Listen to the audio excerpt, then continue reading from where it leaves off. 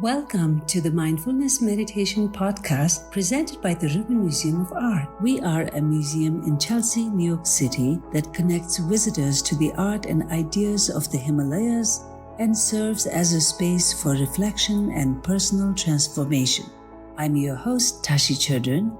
Every Monday, we present a meditation session inspired by a different artwork from the Rubin Museum's collection and led by a prominent meditation teacher from the New York area. This podcast is a recording of our weekly practice currently held virtually.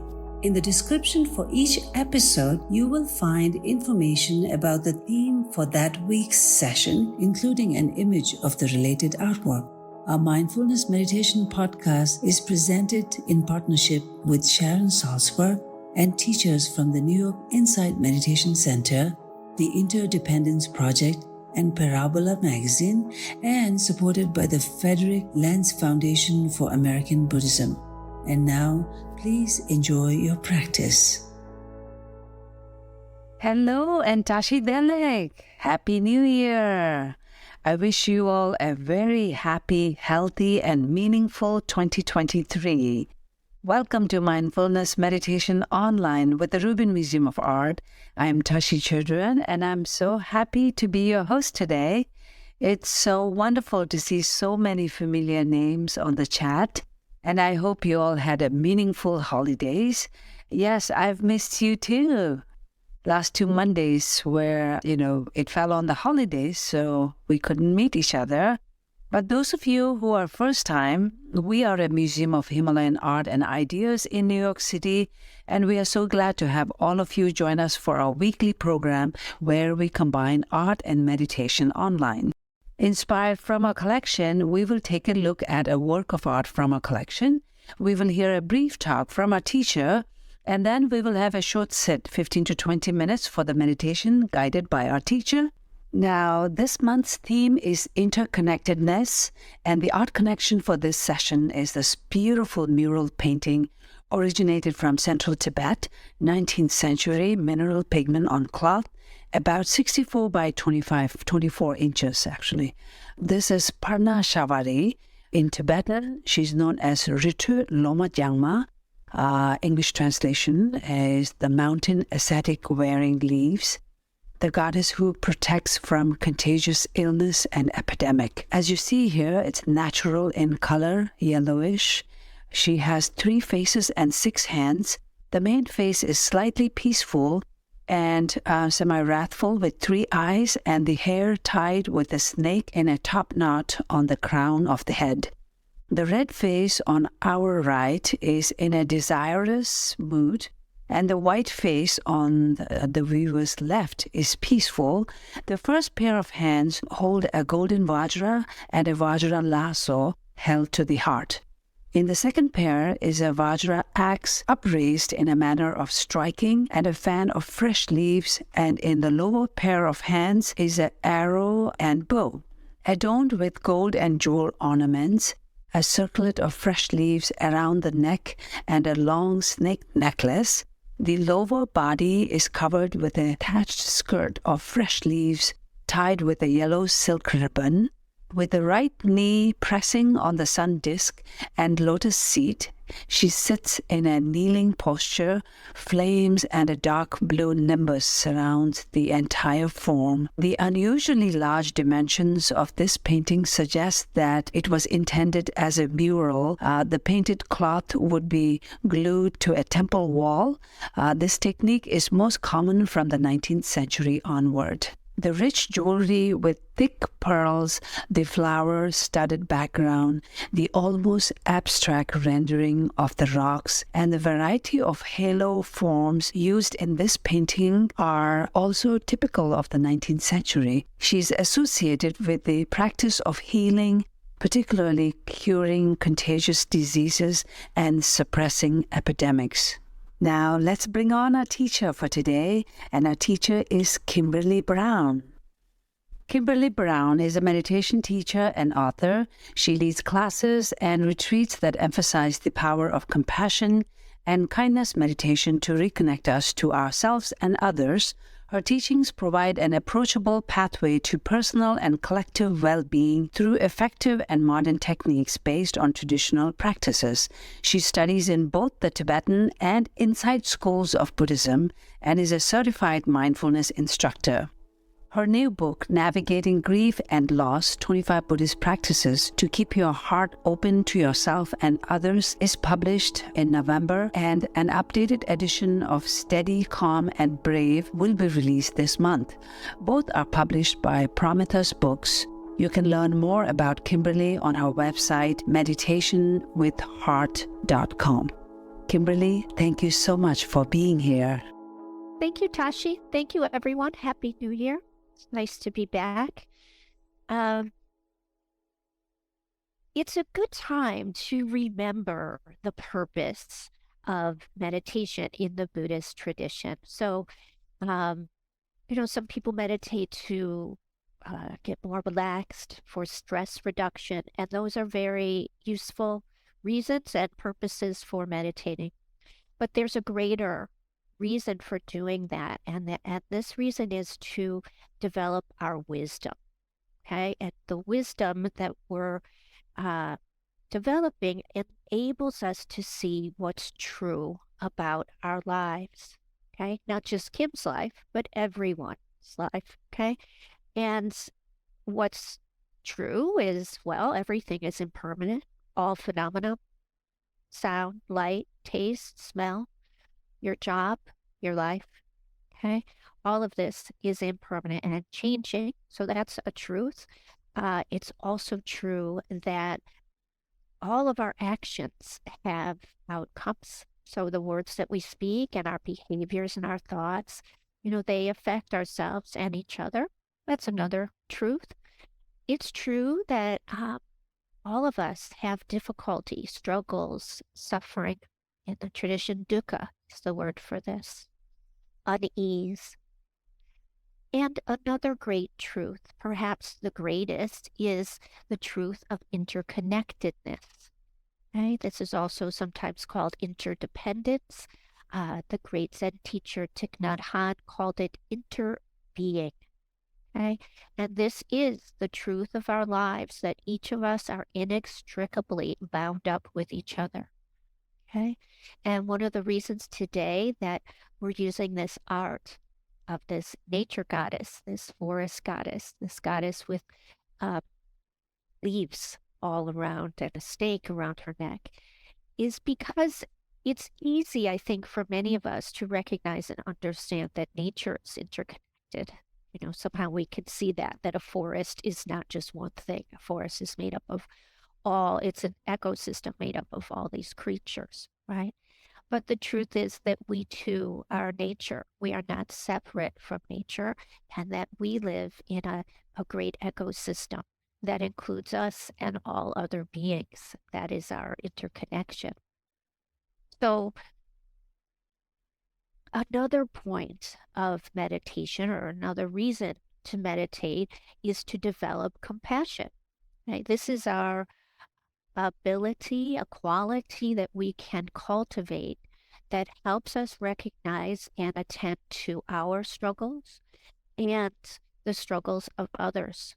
Okay? Compassion allows us to to not look away from pain and suffering and sorrow. And it also enables us to have this great brave heart, like the Buddha. It's great brave courageousness of being able to also alleviate suffering as we can, right? And here's the thing. Wisdom and compassion are inseparable. Okay, so that means when we develop our wisdom through meditation practices, compassion will arise. When we develop compassion through meditation practices, wisdom will arise. Okay, and that is because each of these qualities, when we hone them and perfect them, they point out our deep interconnectedness. Okay, so to use practices like mindfulness and insight techniques, which allow us to see impermanence and interdependence, we'll also then have compassion arise with them. You'll see Zen students sit and just watch a wall. They open their eyes and sit in front of a wall and just watch the comings and goings of events. This too, this sort of wisdom will enable us to see that we're interconnected, that we live in our lives in interbeing. And so compassion arises for this acknowledgement, for this knowing that we're not separate from anyone else. And so too, which we'll do today, we are going to develop our compassion meditation today. This allows us, we'll use metta, of course. It's one of the traditional compassion meditations, metta, M-E-T-T-A. It's also called loving kindness meditation. That's how it's translated from the Pali word.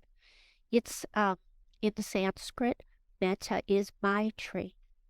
So metta, Maitri, compassion, loving kindness, this all has a quality of recognizing that we're the same as everyone else. We have joys and struggles and difficulties, and we are relying on everyone else. Okay? And once that compassion arises, we see this, and that the wisdom of interdependence arises there. So there are different ways in. Today we're going to use compassion meditation to find our way in, to recognize when we open our own heart to ourselves and to each other, the wisdom of interbeing arises with it. And to begin to have and notice that you have struggles, that you have suffering, and to bring your wisdom and kindness to it, this compassion. That recognition, when it's deeply felt, not just thought, when it's deeply recognized, is also a knowing that every human that's alive today has some sort of suffering, just like yours. Every human that's ever lived has had suffering, and every human that will live. Okay, so it's very deep, deep knowing, understanding, and that we're not separate, we're not different than others. Okay, and further, that we all deserve compassion and love. We don't have to earn it. There isn't anyone among us that isn't qualified or has done something so wrong that they would fall outside of our compassion. And again, that leads us back to interconnection and interbeing, because we all need each other, right? Now, we could talk about it on a very, a very simple level, right? We're breathing air. This air comes from our environment, right? From trees, from this whole earth, right? This planet. So in that way, we are interconnected just through air, right? But then as humans, we're interconnected. If you're drinking something right now, coffee or water, whatever it is, it was brought to you by other beings and the earth. So all of our food, everything that supports us is reliant upon others. And we can't remove ourselves from this ecosystem. It is not possible. People have tried, to this idea of living off the grid, or an idea of creating like a place where you could be totally independent. But it's not possible. Even if you're living off the grid, you are reliant on the sun and you're reliant on the earth. So we are we live our lives in interbeing, and we cannot separate from it. Today, like I said, we're going to practice some metta meditation. I'm going to guide us through it so you don't have to, remember anything. We will be using phrases of kindness. We're going to offer them first to what is traditionally called a benefactor. Okay, this is someone who has loved you very easily, with whom you have a very warm relationship with. It is usually an old friend, an aunt, an uncle, a teacher. It's not usually a parent, a spouse, or a sibling, just because those are kind of complicated relationships. So this first being that we'll offer to in our metta is going to be this benefactor. And the benefactor, oh, it could also be a pet, just someone who's loved you so easily and delighted in you. Right? Then we'll offer metta to ourselves, okay? And then we'll take a few minutes to offer metta to all beings, recognizing that we're interconnected because we live in interbeing with all. So I'd like you to find a spot where you can be undisturbed for the next 15-ish, 20 minutes, okay? And that means turn off your devices. I know you're watching on a computer, but you don't need to look at me. You can either turn away, you can close your eyes. Also in this meditation, use your wisdom. Maybe you need to lay down today, okay? Maybe that would make you the most tranquil and alert, okay? Maybe you need to sit and sit upright a little more. And maybe you need to stand or walk. Okay, so just use your wisdom as to what would be best. Take your time to find your seat. And I give you a moment.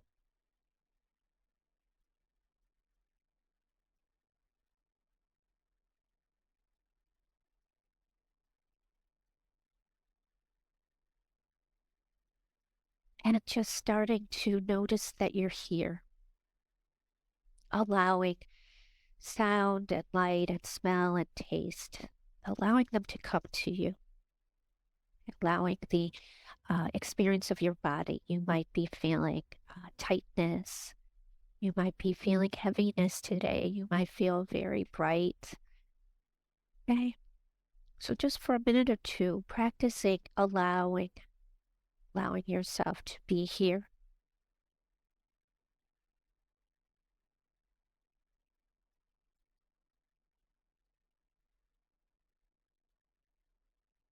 Noticing that you're breathing. Much of the time we're trying to figure out, we're looking, we're listening, and all of that has a quality of going out and grasping, okay? For just these 2 minutes, you don't have to do that. You can just let sensation come to you, okay? Rest. Let the sound enter. Let it go. Let the smell, the taste, the light. Let your breath rise and fall, and inhale and exhale. And also let thoughts come and go, and emotions come and go. Okay? Just for 2 minutes, we're going to practice this kind of resting here in this moment.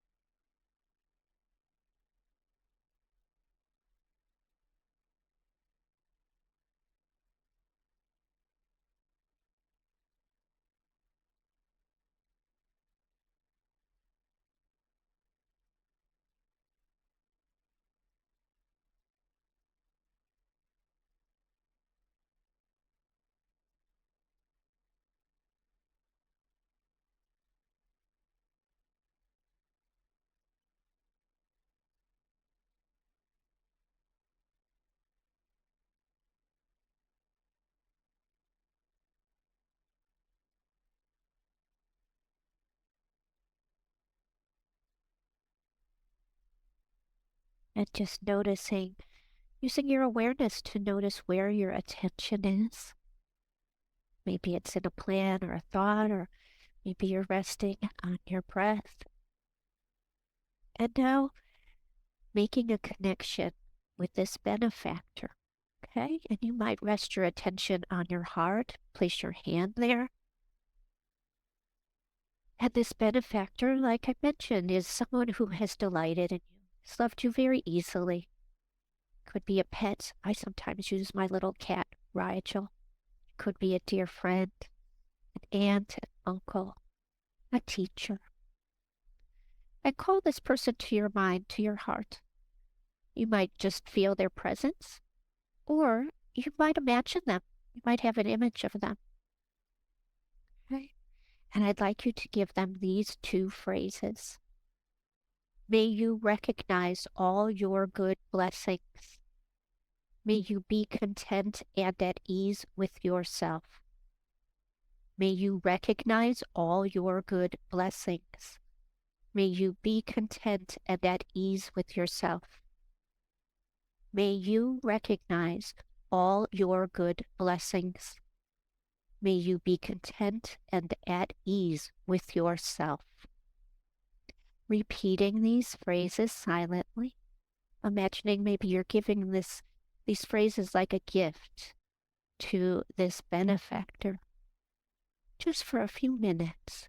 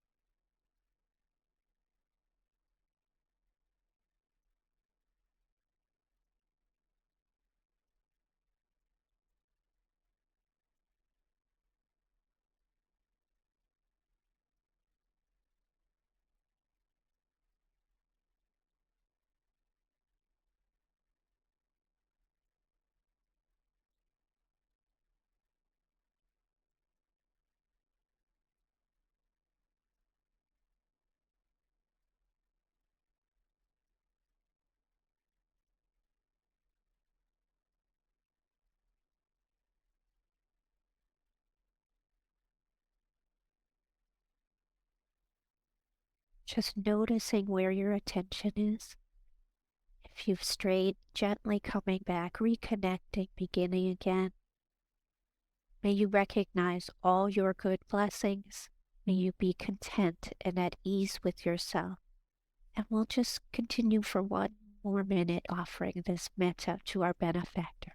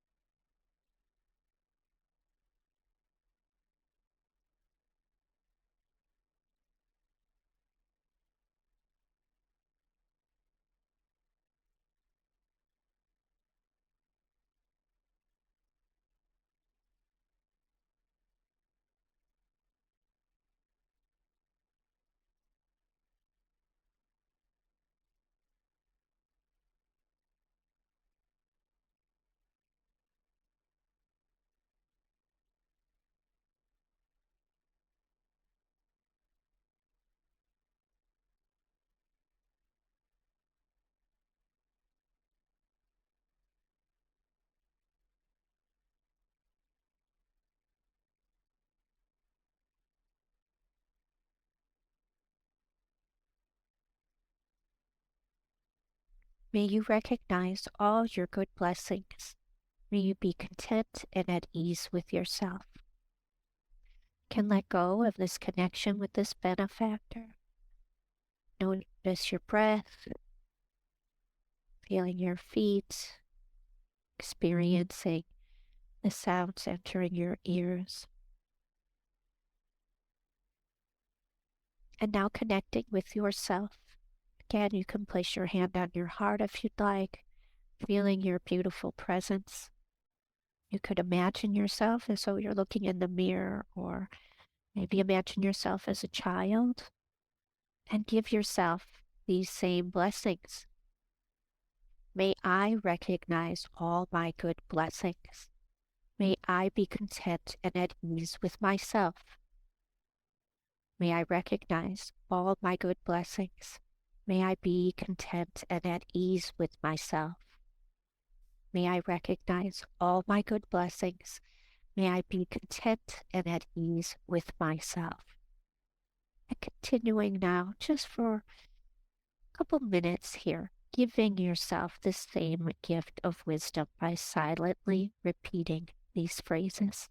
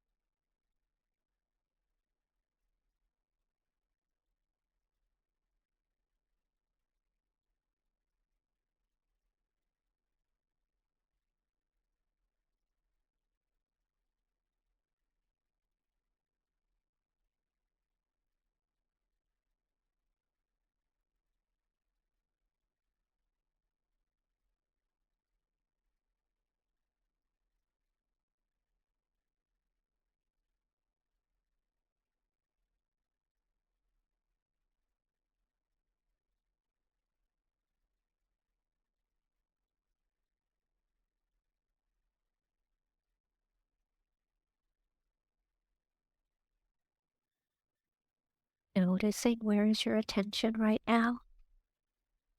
If you've strayed from your connection with yourself or the phrases, it's okay beginning again. May I recognize all my good blessings. May I be content and at ease with myself. And just for one more minute, giving yourself this metta.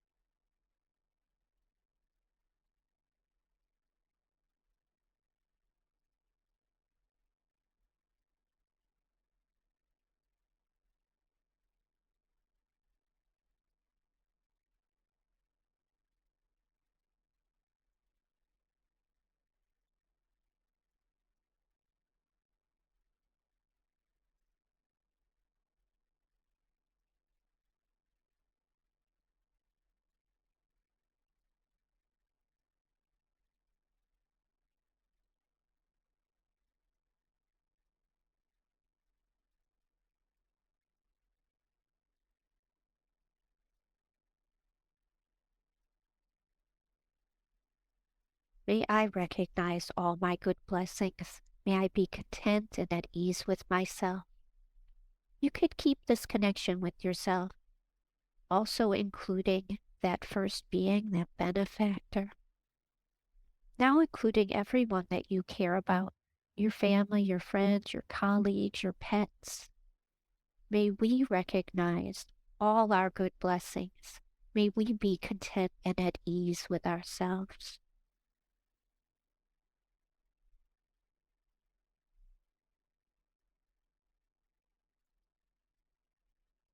Beginning to include more beings, including everyone on this call, everyone that's part of the Rubin Museum, all the employees, all of the members, all of the board. May we recognize all our good blessings. May we be content and at ease with ourselves. We're developing the wisdom of indiscriminate lovingness through the recognition of our interbeing, beginning to include everyone that you really don't like or you're in conflict with, people that you find very frustrating or annoying personally or on the world stage, including them too. May we recognize all our good blessings. May we be content and at ease with ourselves. And including all of the strangers, all the people all over the globe, even right here in your city, that you're never going to meet. People of all ages and ethnicities, different economic circumstances and languages, cultures. May we recognize all our good blessings. May we be content and at ease with ourselves. And finally, including all beings, the animals, right? Fish and birds, and all the mammals, all the insects, and all the humans. May we recognize all our good blessings. May we be content and at ease with ourselves. Sabe Sata, all beings. Sukhihantu, may all be happy and free from suffering and the causes of suffering. You can let go of this technique, letting yourself just rest here for a moment in the quiet, in your own heart and mind. Taking a moment to thank yourself for your practice. I thank you all for using your patience and your wisdom and your compassion today. Whenever you're ready, bringing your attention back to our conversation here, back to our Zoom screen. You can stretch, you can move, whatever way seems useful to you, beneficial.